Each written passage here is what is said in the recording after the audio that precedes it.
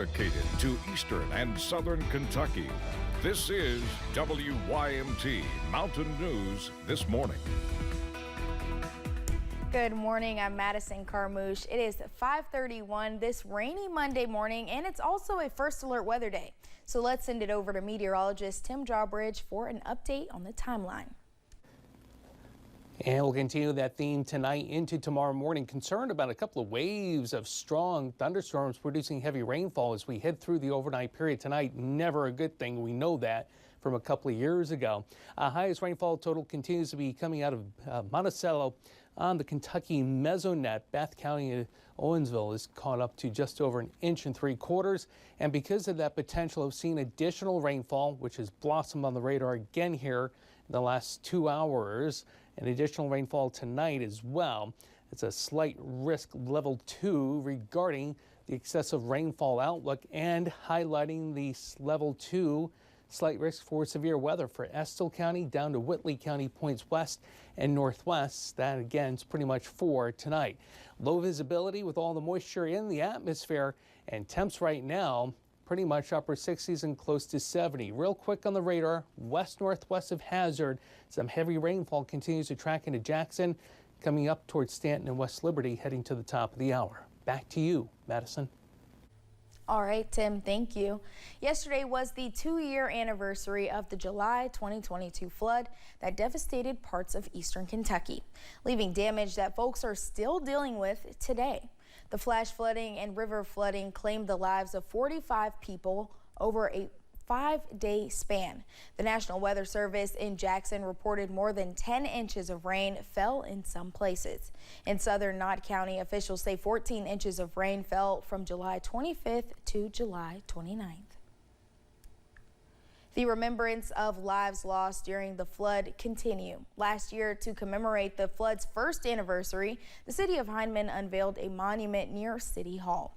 It stands as a reminder of the flood and honors the 22 people who died in Knott County. Sunday night, 22 glasses with candles inside were placed in front of the memorial to again remember each person who died. The candles stayed lit overnight and throughout the day. Each glass had one of the victims' names printed on them. And one Breathitt County flood survivor is reflecting on the recovery process since losing everything. WYMT's RJ Johnson spoke with the woman and shares her story. For Velma McIntosh, waking up on July 28th, 2022 felt like a nightmare. It's hard to talk about. It is. I just don't like talking about it. McIntosh's home in Breathitt County washed away. I just got my clothes out more or less. My grandson went back and I got a few items. Saying she didn't know what was next for her. Yeah, I lived with my sister for 2 months. Then I went over and lived with my grandson for a couple of months. Then I got my camper trailer, and I lived in it, I think, about a year, I guess. I don't remember now. In the winter of 2022, she broke her knee in her trailer. However, McIntosh continued to push through the pain through rehab. And in August of 2023, she moved into her new home. I like living here and live close to Jackson and my sister, and got good neighbors. Everybody watches out for everybody else. One thing about her old home that she misses is her garden, a place where she spent a lot of time. I really miss my vegetable garden. I really miss it.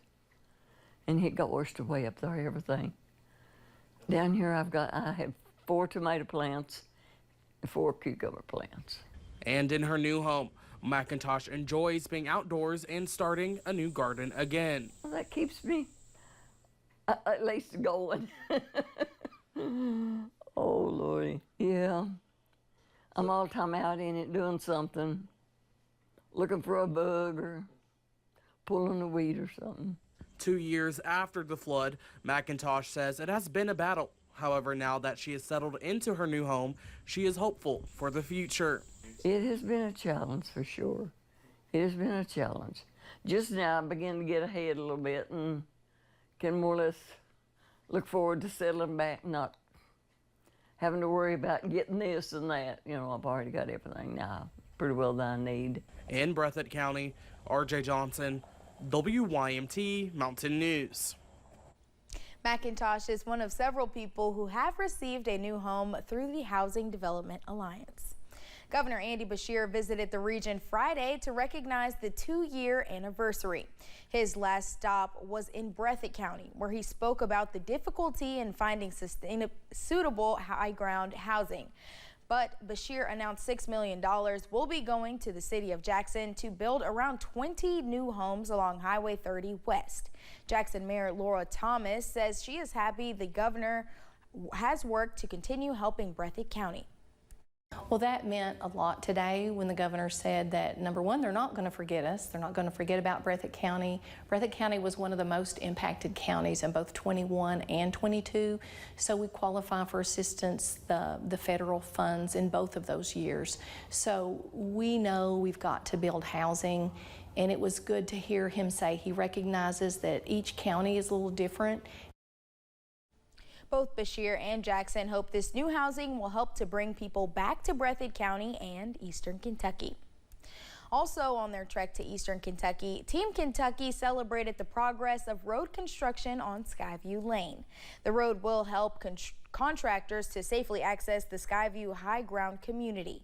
Governor Beshear says the 100 homes being built are a symbol of new beginnings for Eastern Kentucky. Perry County Judge Executive Scott Alexander says he is excited for the build.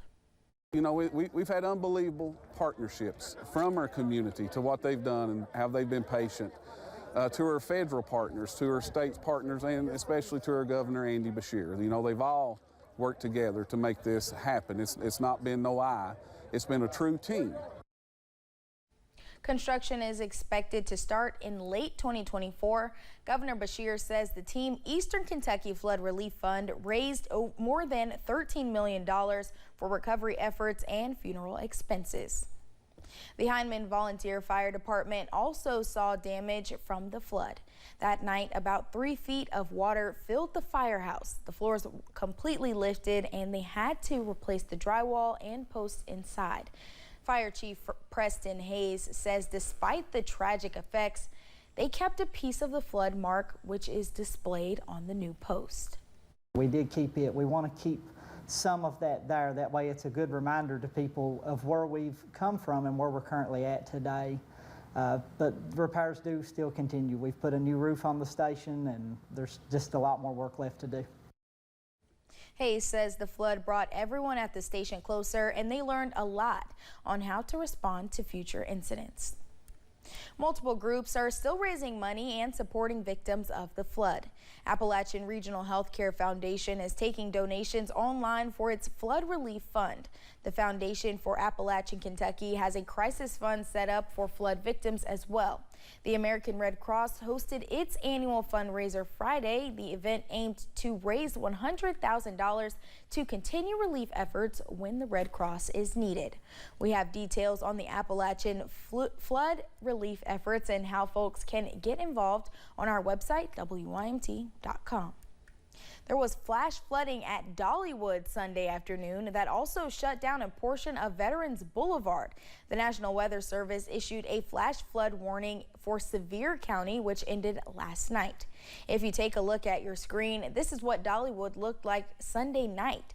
A Dollywood spokesperson told our sister station, WVLT, one minor injury has been reported, but they worked together to get guests to safety during the storm. Governor Andy Beshear was in Georgia over the weekend to campaign for Kamala Harris. Vice President Harris opened a campaign office in Forsyth County yesterday. One of the governor's strategists confirmed Beshear will be speaking at the event. While in Breathitt County, Governor Beshear spoke on Vice President Harris and her potential presidential nomination. I believe that Vice President Harris is going to become the president after this election. I believe she's going to do it because she is strong and she is smart, but also because she is kind and has empathy. Listen, I recognize a tough as nails prosecutor. I was an attorney general too, and she has the ability to lead us through all the craziness that we've been living through and get us to a better place. Governor Beshear was the only one of the possible picks for VP on the Harris ticket that spoke there. On Saturday, officials with the Wolfe County Search and Rescue Team rescued an injured hiker in Menifee County. The hiker reportedly fell down a 100-foot embankment near Jump Rock. Officials with Menifee Emergency Medical Services stabilized the hiker's ankle before the rescue team rigged a rope rescue, then carried the hiker in a basket up the hill. In Laurel County, 2 people from Ohio were arrested after an apparent road rage incident. Police say 26-year-old Jacob Harness assaulted a truck driver while his father, 53-year-old James Harness, fired multiple shots. It happened on Adams Road, 10 miles south of London, Friday evening. Both were arrested and charged. The truck driver was not seriously injured. When we return, Robert Downey Jr. is headed back to Disney with plans to play a different role in the MCU. And the pinpoint Doppler radar already active on this Monday morning. Some heavier bursts of rain from Hazard points west and northwest. Is this the way the rest of the day is going to shape up? We'll let you know. The First Alert 7-day forecast is coming up right after this.